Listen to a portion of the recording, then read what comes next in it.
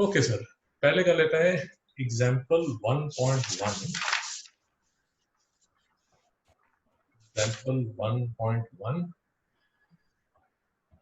Question 1 का fourth part, -405 degree and 675 degree. ठीक है सर, फिर से वही बात, -405 का मतलब क्या हुआ, मैं क्लॉकवाइज डायरेक्शन में चल रहा हूँ, 360 डिग्री सर मेरे यहाँ पर खत्म हो गए। 360 ये डिग्री वाला नहीं सर, ये वाला नहीं। बोलिए। एक्सरसाइज 1.1 हाँ, question 2 question 2 fourth okay, 65 degree 65 degree 30 minute. Okay, अब मैं ये क्वेश्चन शुरू किया तो मैं एक बार इसको खत्म ही कर देता हूँ। तो मेरा ये 60 डिग्री है और मुझे कितना और आगे जाना है, -360 डिग्री है और मुझे कितना आगे जाना है, 45 डिग्री और आगे जाना है। तो यहाँ से मैं 45 डिग्री और आगे जाऊंगा, तो ये जो मेरा है ये कितना बन जाएगा, -405 डिग्री। हुसैन साहब ठीक है? हाँ। ओके, और अगर मुझे 675 डिग्री करना है तो 675 डिग्री के लिए मुझे क्या करना पड़ेगा, क्लॉकवाइज जाना पड़ेगा क्योंकि यहाँ पर पॉजिटिव लिखा हुआ है। तो क्लॉकवाइज जाता हूँ मैं, यहाँ से शुरू करता हूँ, यहाँ से शुरू करता हूँ, यहाँ से शुरू करता हूँ, 360 डिग्रीज हो गए और 675 में से 360 डिग्री मैंने माइनस किए तो 315 डिग्रीज। 315 डिग्रीज कितना होगा सर, यहाँ तक तो 270 डिग्री हो जाएगा, 270 डिग्री से 45 डिग्री मुझे और आगे आना पड़ेगा। ये देखिए, ये ही लाइन जो है वो मेरी कितनी है, यही लाइन मेरी कितनी है, 675 डिग्री। तो सर आश्रम को टर्मिनल है कि नहीं है? क्या है? वो टर्मिनल है कि नहीं है? है। Yes sir, nice. मैं आपको ये बता रहा था जब हम कर रहे थे, ये जो क्वेश्चन है यार ये आपके एग्जाम में आना मुश्किल है, आएगा भी तो कहीं एमसीक्यू में आ जाएगा, यस नो में आ जाएगा, या कभी बोर्ड में आया, उसमें आपके कंपटीशन में आया तो एज अ वो आ जाएगा, एज अ एमसीक्यू आ जाएगा, बड़ा क्वेश्चन नहीं आएगा। अब आ जाते हैं question 2 fourth part, 65 degree 30 minutes.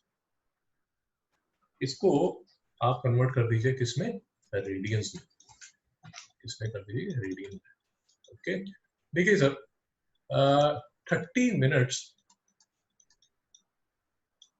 Half degree होगा, तो ये जो लिखा हुआ है ये बेसिकली क्या लिखा हुआ है, 65.5 degree. Yes sir, no sir? हाँ। मिस्टर राष्ट्रन, ओके, तो 180 डिग्री पाई रेडियन,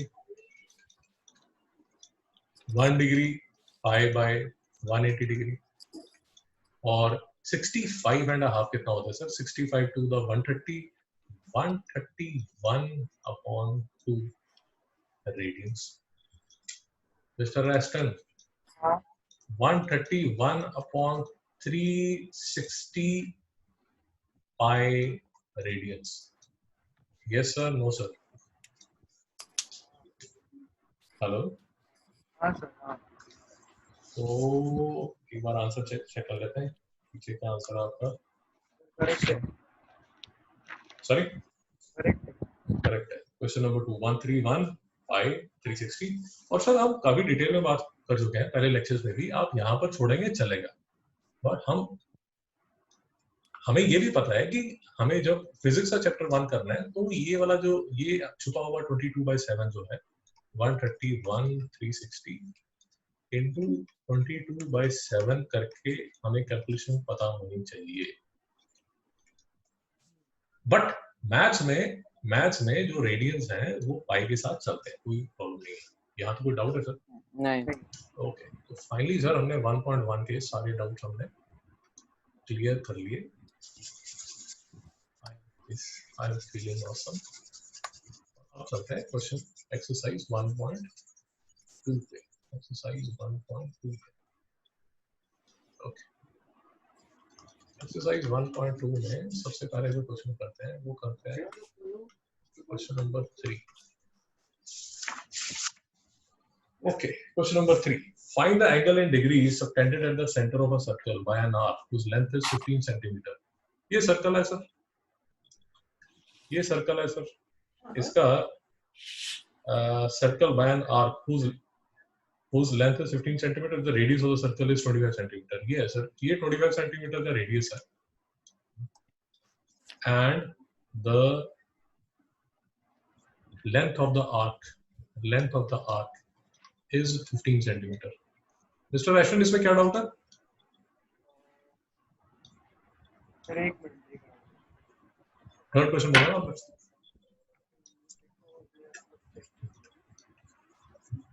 हाँ थर्ड बोला था। इसमें डाउट क्या था आपका? मेरे को करेक्ट आंसर नहीं आ रहा। करेक्ट आंसर नहीं आ रहा था। ओके, देखते हैं सर। तो मेरा जो थीटा है सर वो किसके इक्वल होगा? एशन साहब, ये वाला नहीं था। चलिए अब कर लेते हैं। 15 अपॉन 25 रेडियन, तो ये सर किसके इक्वल होगा? 5 3 का 3/5 radian. Yes sir, no sir? हाँ कोई प्रॉब्लम है? नहीं। ओके, तो ये हो गया sir question number 3। Question number 3 में सर एक जो चीज मैंने अभी जैसे मिस कर दी वो ये कर दी कि ये लिखा हुआ है find the angle in degree, तो ये मैंने लिखा दिया रेडियन। अब अगर आपने वही मैथ्स में एग्जाम के टाइम जल्दबाजी में रेडियन छोड़ के आगे भागे तो आपके नंबर कट जाएंगे, क्योंकि उसको चाहिए एंगल किस में चाहिए? डिग्री में चाहिए। तो फिर हमारा पुराना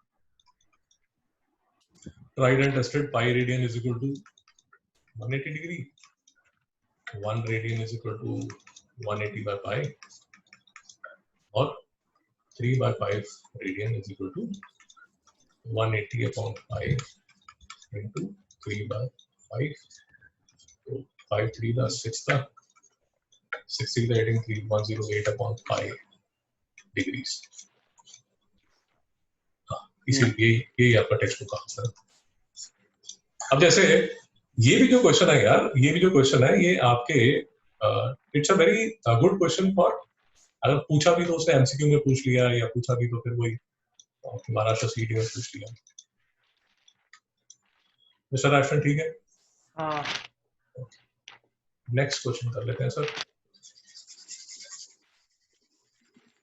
क्वेश्चन नंबर 4 मिस्टर राशन करना है नहीं करना? मेरे को वो पेज मिल रहा नहीं जिधर मैंने किया है, मैं ढूंढ रहा हूँ। ओके, कोई नहीं कर लेते हैं, कोई प्रॉब्लम नहीं है। ओके, तो ये क्वेश्चन हो गया हमारा क्वेश्चन 4। क्वेश्चन 4 है sir, pendulum of length 14 centimetre. ये सर पेंडुलम है आपका, ये सर आपका पेंडुलम है, 14 सेंटीमीटर इसकी लेंथ है, oscillates through an angle of 18 degree. ये सर यहाँ पर आ जाता है 18 डिग्री, ये ऐसे करके घूमता है, ऐसे करके 2 फ्लो चलता है, और find the length of its path. Basically आपको ये निकालना है, ये निकालना है, ठीक है। तो मिस्टर राष्ट्रन कैसे करेंगे?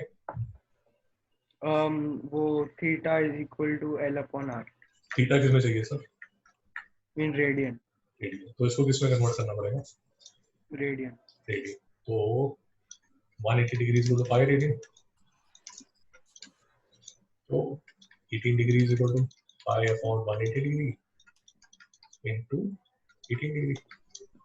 ये क्या हो जाएगा सर? 5/10। हुसैन साहब ठीक है गलत है? ठीक है। ओके, तो ये क्या हो गया? 5/10 is equal to L/R। Mister राशन समझ आया नहीं यार? हाँ। प्लीज, हम बहुत बार बात कर चुके हैं, आप सुन के बोर हो गए होंगे। ये जो थीटा है प्लीज ये रेडियन में चलता है, गलती मत कीजिए, गलती मत कीजिए सर, क्योंकि आप इसमें जैसे फिजिक्स में चलेगा ऐसे एक लाइन आएगी,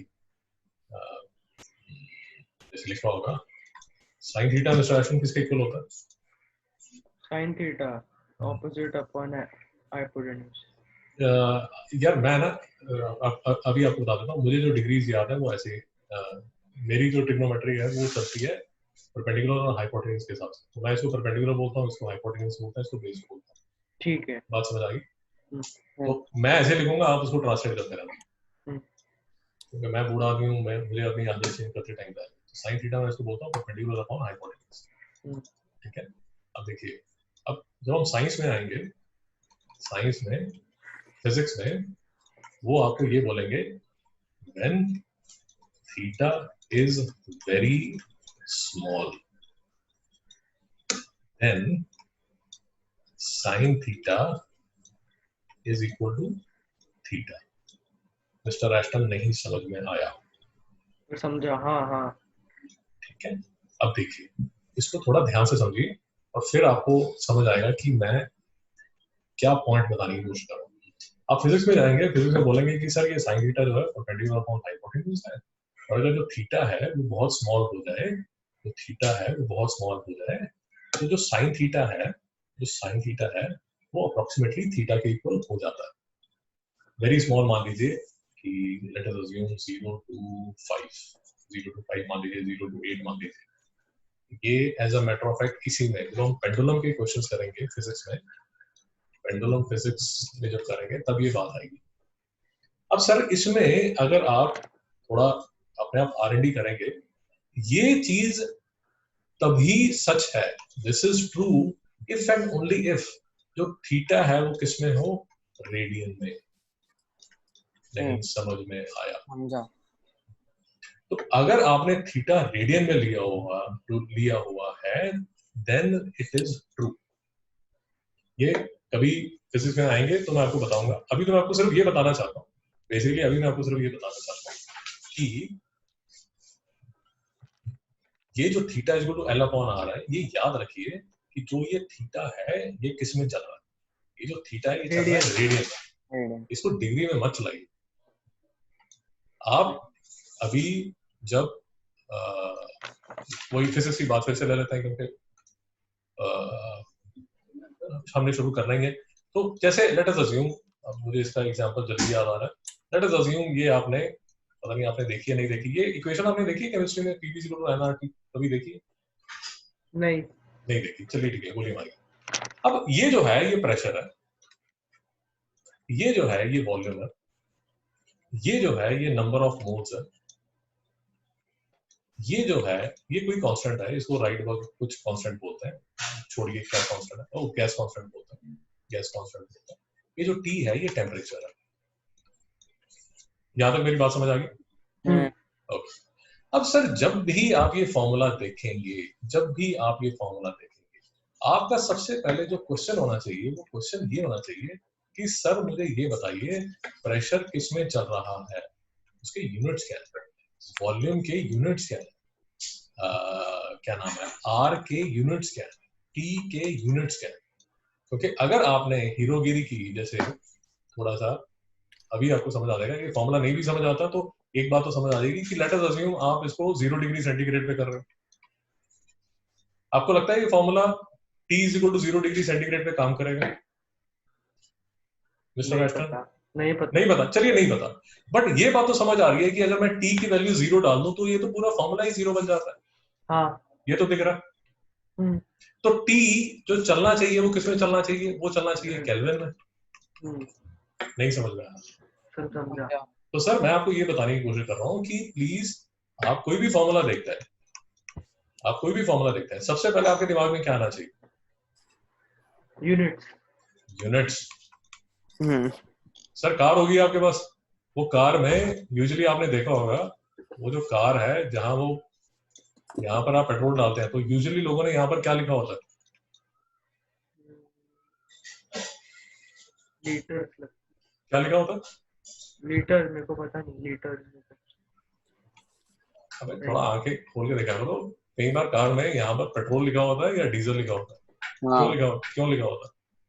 क्योंकि मतलब पेट्रोल और डीजल। गाड़ी डिपेंड करती है ना यार, आपकी गाड़ी किस पे चलती है। हाँ भाई, क्या उसमें केरोसिन ऑयल डाल लोगे? नहीं सर मैं केरोसिन ऑयल से भी चल रहा था, ये भी मेरी जो दादी थी वो केरोसिन ऑयल से लैंप जलाती थी, तो मुझे लगता है कार भी चल जाएगी। तो डाल लोगे इसके अंदर केरोसिन, और आपने कहीं पढ़ा था जो एरोप्लेन्स हैं वो केरोसिन ऑयल पे चलते हैं, तो ठीक है ना, इसमें केरोसिन डाल देता हूं। केरोसिन पे चलेगी सर आपकी कार? नहीं, फट जाएगी।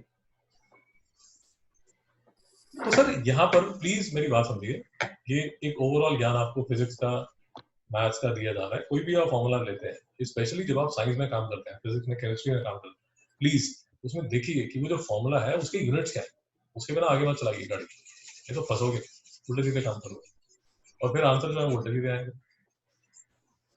सर यहाँ तक क्लियर है? तो ये जब आप सॉल्व करोगे सर, यहाँ पर जब आप सॉल्व करोगे,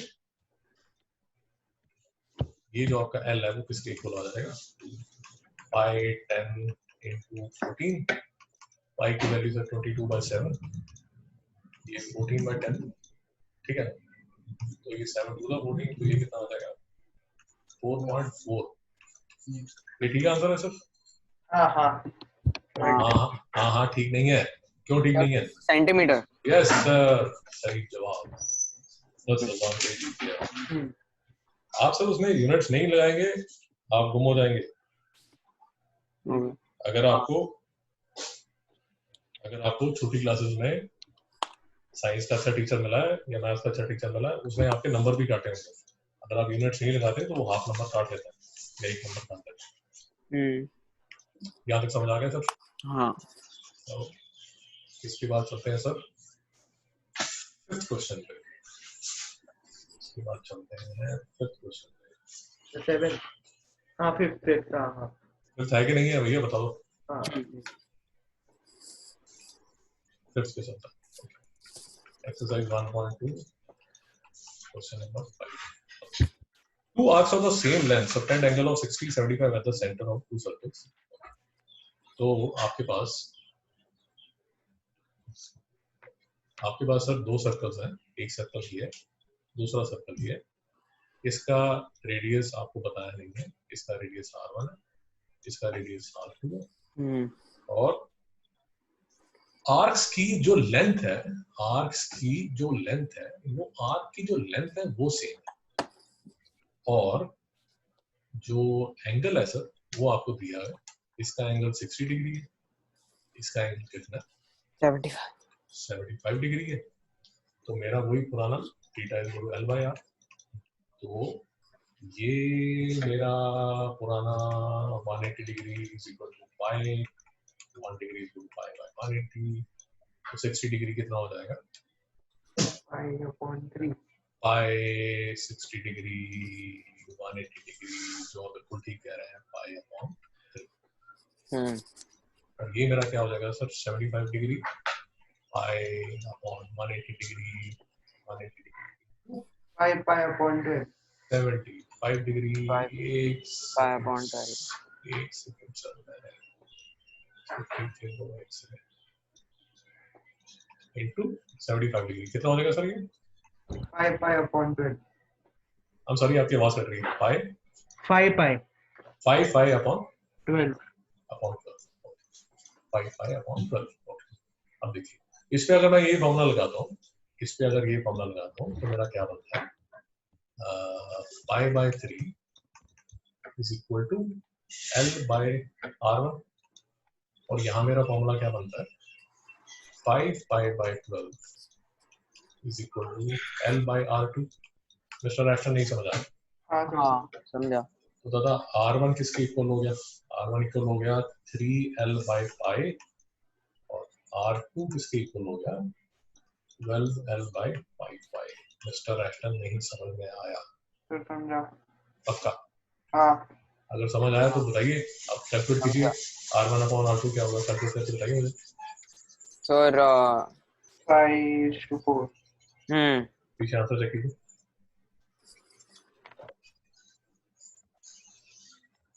करेक्ट है सर? हाँ। ऐसे क्वेश्चंस बहुत आएंगे आपको, तो ऐसे क्वेश्चन बहुत, R1 अपॉन R2 कैसे करोगे, 3L upon pi divide by, अच्छा 5 पाई बाय 12, या तो कोई डाउट है? नहीं।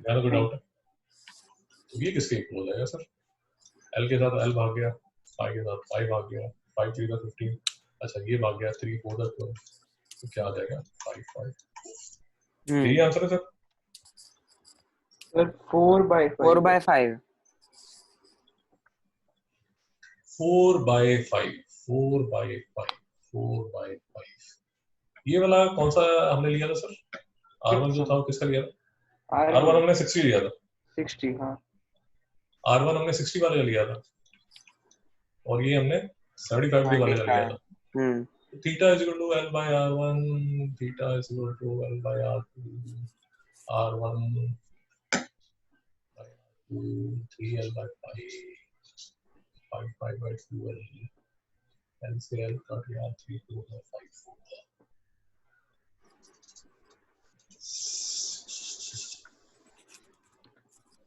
फिर R2 अपन R1 होएगा 1.2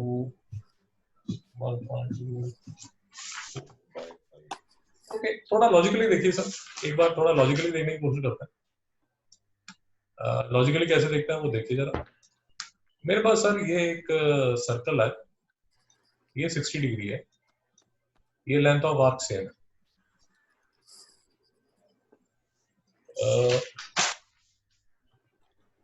लेंथ ऑफ आर्क सेम। अब मेरे पास ये एक सर्कल है, ये एक सर्कल है जिसका ये जो है ये बड़ा है 75 डिग्री। ये जो एंगल है ये बड़ा एंगल है और लेंथ ऑफ आर्क जो है, अगर ये सर्कल बड़ा होता है तो ये लेंथ ऑफ आर्क बड़ी होगी या ऐसे मैं थोड़ा और आपको अच्छी तरह बताता हूँ तो समझ आएगा।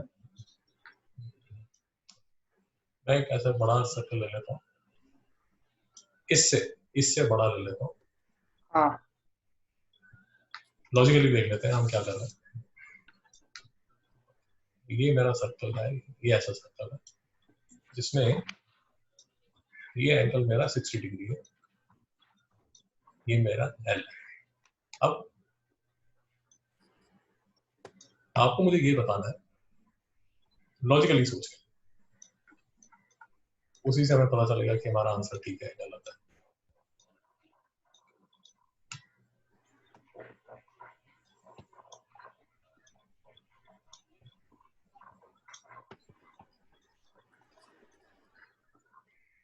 ये सर्कल सर, दोनों जो सर्कल हैं ये तो लेंथ ऑफ आर्क है, ये लेंथ ऑफ आर्क है, ये लेंथ ऑफ आर्क है। ये लेट अस अज्यूम 5 सेंटीमीटर है, ये 10 सेंटीमीटर है, ये 3 सेंटीमीटर है। आपको क्या लगता है सर, ये वाला केस हो सकता है या ये वाला केस हो सकता है? मेरा क्वेश्चन समझ में आया या नहीं आया? हाँ कौन सा लॉजिकल लगता है? 75 से बीच वाला। सर ये अगर सर्कल बड़ा हुआ, ये सर्कल अगर बड़ा हुआ, इसका रेडियस अगर बड़ा हुआ और इसका जो एंगल है वो भी बड़ा है, तो theta is equal to L by R के हिसाब से, L is equal to R theta के हिसाब से रेडियस भी बड़ा है और एंगल भी बड़ा है। आपको लगता नहीं ये जो L है ये बहुत बड़ा हो जाएगा, ये इसके इक्वल नहीं होगा?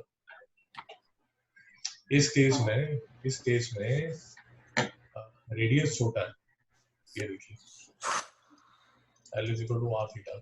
इस केस में रेडियस छोटा है बट जो थीटा है वो बड़ा है। तो आपका जो केस होना चाहिए वो ये होना चाहिए जिसमें ये वाला जो सर्कल है इसका ये जो रेडियस है वो इसके रेडियस से क्या होना चाहिए, कम होना चाहिए। सर लॉजिक नहीं समझ आ रहा? हाँ समझा। तो अगर theta 1 is less than theta 2 तो R1 should be greater than R2। नहीं समझ में आया? सर वापस एक सेकंड। वापस मैं आपको वापस बताता हूँ। हम लॉजिकली करने की कोशिश कर रहे हैं क्वेश्चन को, क्योंकि हमें समझ नहीं आ रहा कि आंसर क्या है। हमें ये नहीं समझ आ रहा कि ये 5/4 होना चाहिए या 4/5 होना चाहिए। आपको मेरी कंफ्यूजन समझ आ गई? हाँ ठीक है। मैं आपको ये कह रहा हूँ कि पहला जो सर्कल है वो 60 डिग्री है।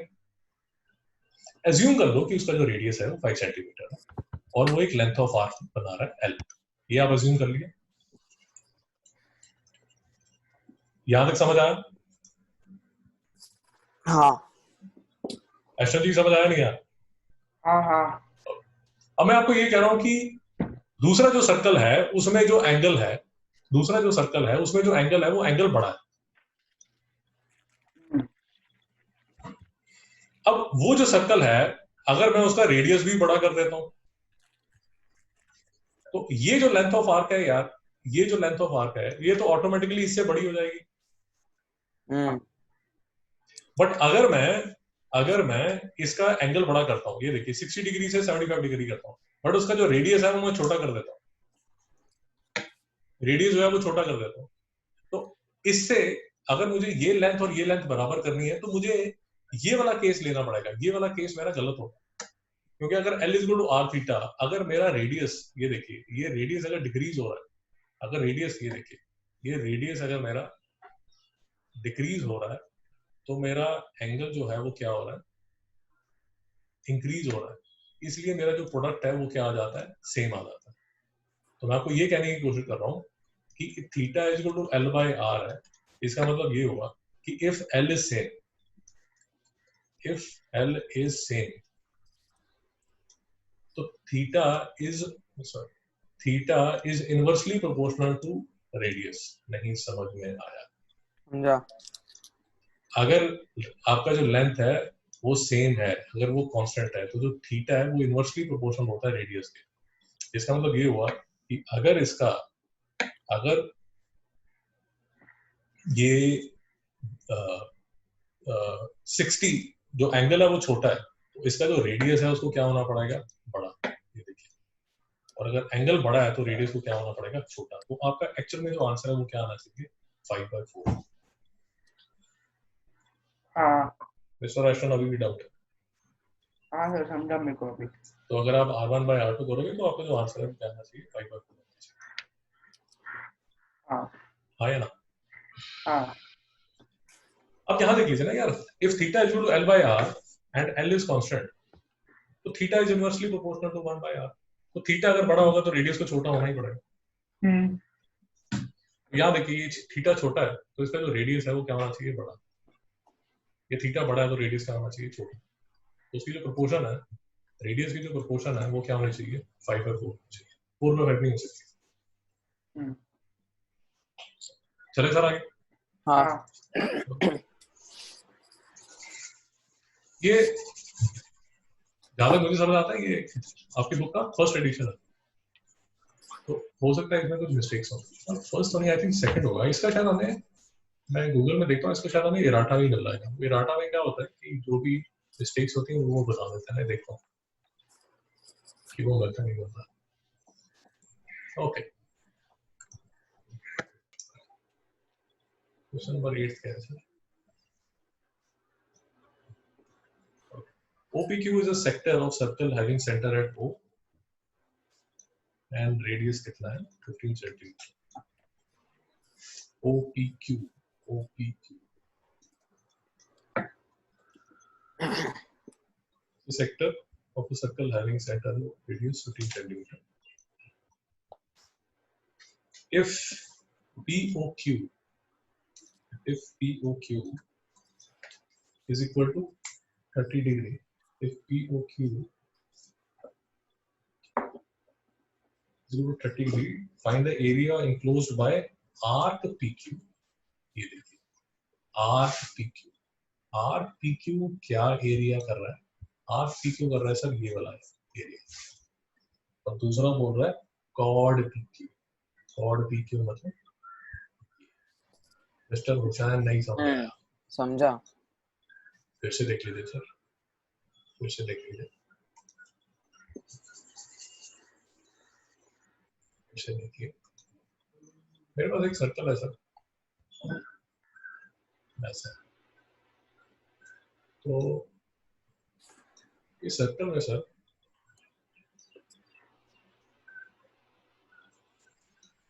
ये तो है मेरी आर्क, और ये है मेरी कॉर्ड। यहाँ तक समझ आ गया? ये है सर मेरा 30 डिग्री, ये है मेरा रेडियस 15 सेंटीमीटर, ये है सर 15 सेंटीमीटर। और मुझे क्या निकालना है sir? Area enclose by arc PQ। ये मेरा PQ आर्क है, area bye arc PQ। Area of arc PQ तो होगा, मैं कलर चेंज करके आपको बता देता हूँ। Area of the arc PQ तो होगा ये वाला। ठीक है सर, पहले मैं इसी को निकाल लेता हूँ। देखिए मेरा एरिया का फॉर्मूला क्या है सर? Theta r²/2। अब सर मेरा 30 डिग्री जो है, जो मेरा 30 डिग्री है, वो इन टर्म्स ऑफ पाई कितना होगा सर? पाई 180। कितना होगा? 30 डिग्री को पाई में कन्वर्ट कीजिए। मेरे को 75 नहीं सर पाई रेडियन ना, मतलब रेडियन। 5.6 समझ आया? तो ये हो गया π/6। तो π/6 के हिसाब से कितना होगा? π/6 r² अपॉन 2। ये मेरा आ गया सर। अब मुझे निकालना है सर, अब मुझे निकालना है area of chord PQ। Chord PQ, chord PQ, chord PQ मतलब मेरा ये वाला एरिया। ठीक है सर? कोई डाउट है? नहीं। अब ये सर जो है, ये मेरा ऐसा ट्राइंगल है, मेरा ऐसा ट्राइंगल है। आपको दिखा या नहीं दिखा? देखा। OPQ 30 degree. ये सर मेरा रेडियस है। ये देखिए, ये 15 सेंटीमीटर है, 15 सेंटीमीटर है। सर ये वाला एंगल कितना होगा? और सेम होगा, सेम ही होगा। कितना होगा सर? 8 चाहिए। सर 6 नहीं 30 75। Yes sir. सर यहाँ तक समझ आ गया? हाँ पक्का? अब इस ये बेचारा लेटा हुआ ट्राइंगल है, इसको मैं ऐसा सीधा कर देता हूँ। कैसे कर देता हूँ? सीधा कर देता हूँ। और मैं सर फिर से ये सब नाटक क्यों कर रहा हूँ? वो नाटक इसलिए कर रहा हूँ ताकि आपको अच्छी तरह समझ आ जाए। हाँ, परपेंडिकुलर। Yes sir, correct. ये आ गया सर 75 डिग्री, ये आ गया 75 डिग्री, ये आ गया 15 डिग्री, ये आ गया 15 डिग्री। सर यहाँ तक समझ आया या नहीं? हाँ, समझा। तो ये सर मेरा कितना हो गया? 15 सेंटीमीटर। ये हो गया सर 15 सेंटीमीटर। यहाँ तक कोई डाउट है सर? नहीं। अब सर हमें निकालना क्या? सर ये एरिया ऑफ अ ट्रायंगल। कैसे निकाले sir? Half into base into height. कैसे निकालोगे? हाइट सर ये पहले साइन 75। हाँ, साइन किसका निकालोगे? साइन 75 किसके इक्वल होगा? ये परपेंडिकुलर अपॉन 15 हाइपोटेन्यूज 15। अब इसमें प्रॉब्लम क्या है? साइन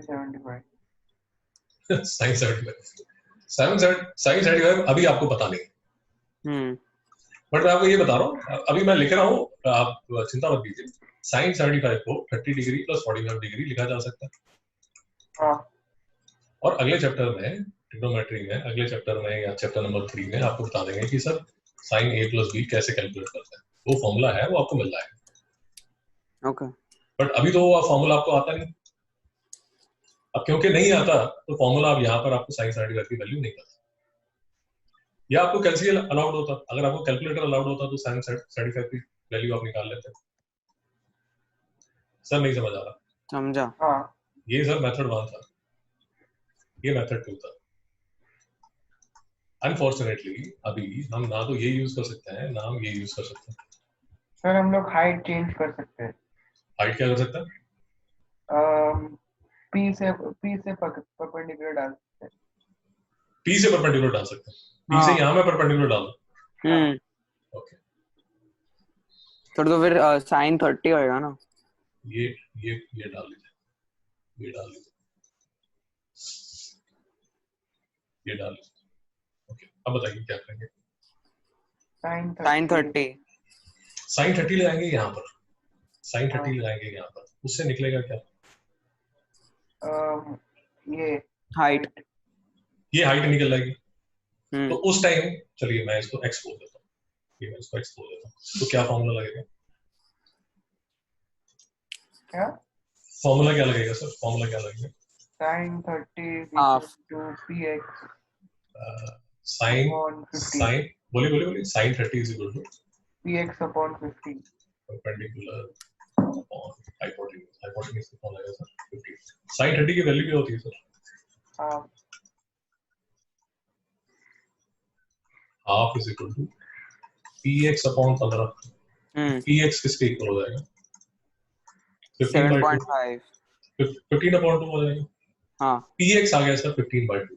px आ गया सर 15/2। उसके बाद क्या करेंगे sir? Area of a triangle हाँ, फॉर्मूला बताइए। Half into base into height half into base into height. Base कितना है सर आपका? 15 बेस है आपका 15। हाइट आपने निकाल ली है कितनी? 15/2।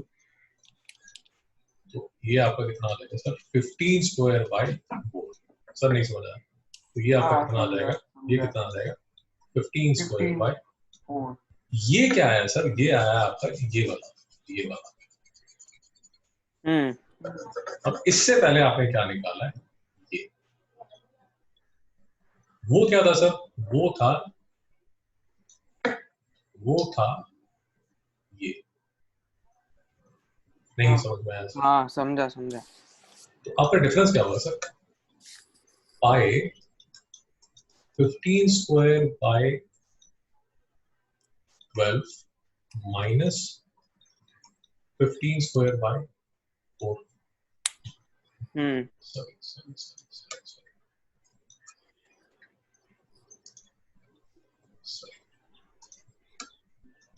15 स्क्वायर बाय 4।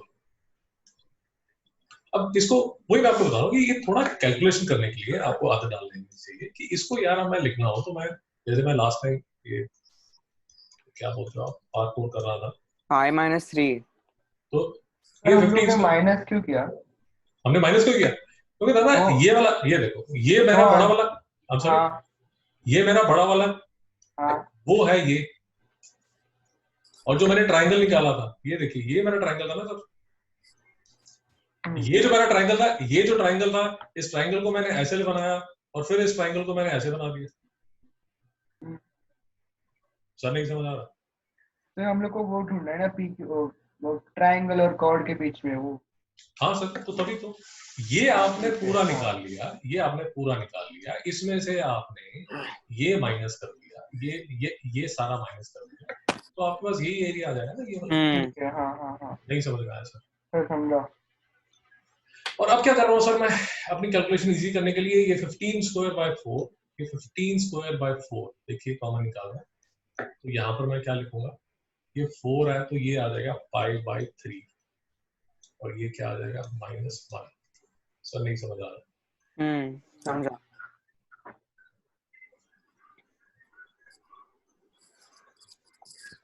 यार मुझे लगता है ये क्वेश्चन में भी थोड़ी गड़बड़ हुई है। करेक्ट है। करेक्ट है,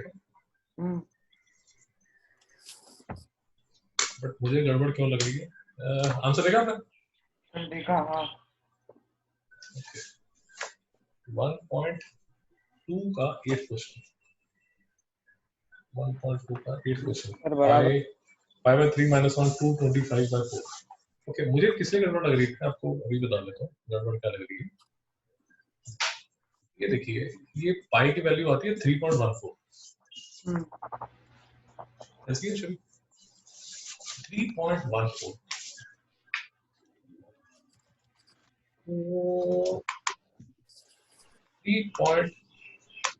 3.14 divided by 3 is equal to, अच्छा नहीं ठीक है, 1.046 माइनस, ठीक है ठीक है ठीक है।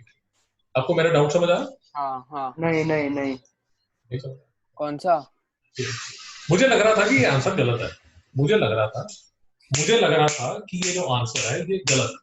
क्यों मुझे लग रहा था ये आंसर गलत है? क्योंकि सर मुझे ऐसा लगा कि ये जो पाई है ये तो है 3.14, अगर पाई 3.14 है तो डिवाइड बाय 3 मुझे ऐसा लगा कि ये शायद इससे कम होके नेगेटिव हो जाएगा, बट अगर आप देख रहे हैं ये है 1.046, तो 1.046 माइनस 1 जो है वो पॉजिटिव क्वांटिटी है, तो पॉजिटिव इनटू पॉजिटिव जो आपका आंसर है वो क्या आ जाएगा? पॉजिटिव।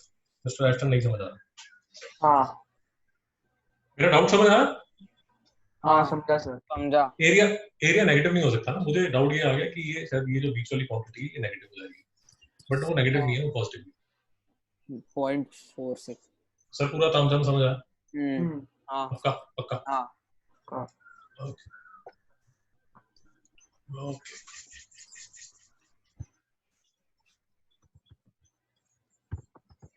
इसको करने का एक और स्टाइल भी है, वो अगर आपने आपकी बुक देखोगे एग्जाम्पल 2, आपकी बुक का एग्जाम्पल 2 देखोगे तो उन्होंने एक और स्टाइल बताया। तो इफेक्टिवली अगर आपको मेरी बात समझ आ रही है, यू हैव 4 मेथड्स। पहला मेथड तो ये है कि आपके पास sin 75 की वैल्यू होती। दूसरा मेथड ये था कि सर आपके पास एलसी होता। तीसरा मेथड मिस्टर एस्टन ने अभी एकदम बढ़िया स्टाइल बताया, मुझे भी ये स्टाइल पता नहीं था। और चौथा जो मेथड है वो आपकी बुक ने बताया। सर यहाँ तक ठीक है? क्वेश्चन नंबर 9,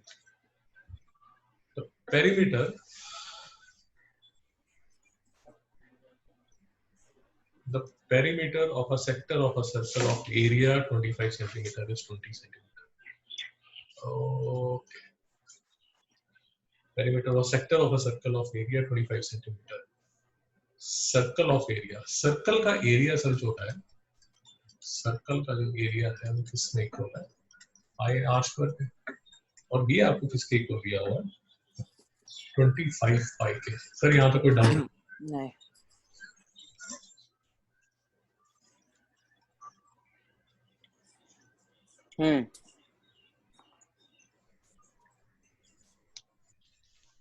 नहीं समझ आया सर? समझा। 5 रेडियस है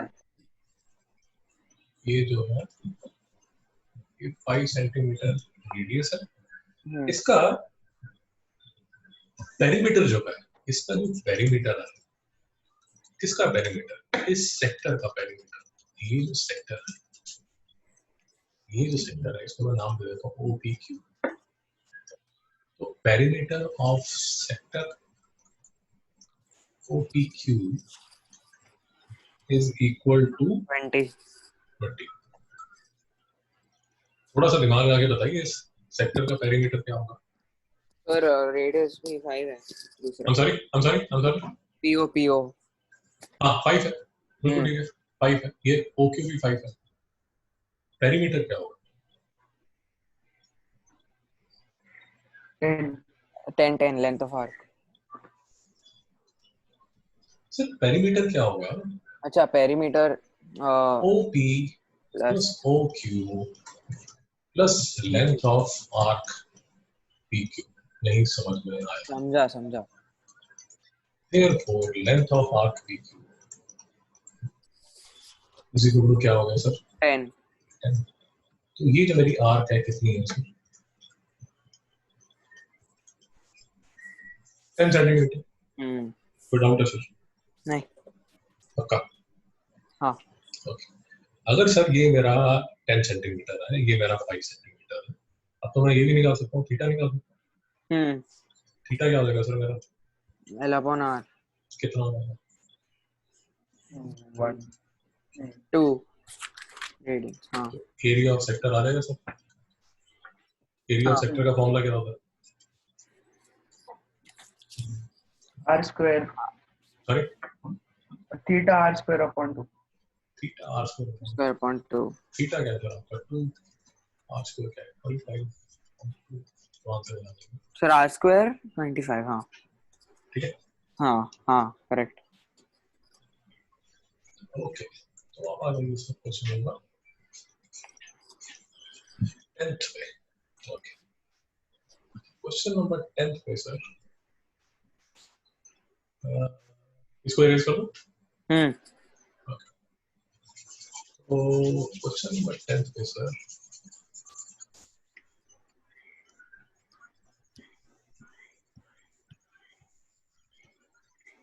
number 10th perimeter of a sector of circle area is 56 and the area of the circle ये सेम क्वेश्चन है देखिए the perimeter of a sector of a circle of area 64 centimeter circle का area क्या है ये 625 centimetre नहीं बच्चे ये r स्क्वायर है ना 5 5 25 2 और 2 कैंसिल हो गया 45 होगा डाउट है क्या नहीं तो क्वेश्चन नंबर 10 में पाई आर स्क्वायर जो है वो क्या है 64 सेंटीमीटर स्क्वायर 64 पाई सॉरी तो आर क्या आ जाएगा सर मेरा 8 सेंटीमीटर 8 सेंटीमीटर तो लेंथ ऑफ आर का वैसे करेंगे ये सर लेंथ है आपका तो 16 प्लस L किसके इक्वल है सर 56 L किसके इक्वल है सर 40 थीटा किसके इक्वल है सर 5 रेडियंस एरिया किसके इक्वल है सर 5 into 64 upon 2 64 32 5 32 64 by 2 इसके इक्वल हो जाएगा sir 32 5 to the 10 5 to the 15 160 centimetre हाँ नहीं समझ में आया बराबर है ठीक है ओके तो सर इसमें पेंडिंग हमारा क्या रह गया यहाँ पर ये पेंडिंग रह गया हमारा यहाँ हम दलील हो गए एक्सरसाइज 1.2 ये मैं आपको एक बार देख के जरा बताता हूँ और फिर से इसको कश्मकश कीजिए इसके साथ अगर आप कर सकते हैं ठीक है अगर पेंडिंग रहेगा फिर भी पेंडिंग रहेगा तो मंडे को करेंगे ठीक है बट प्लीज मैं आपसे बार बार सजेस्ट कर रहा हूँ जितना आप आपस में डिस्कस करेंगे उतना आपके लिए बेटर रहेगा ओके ठीक है sir okay sir bye sir thanks a lot sir thanks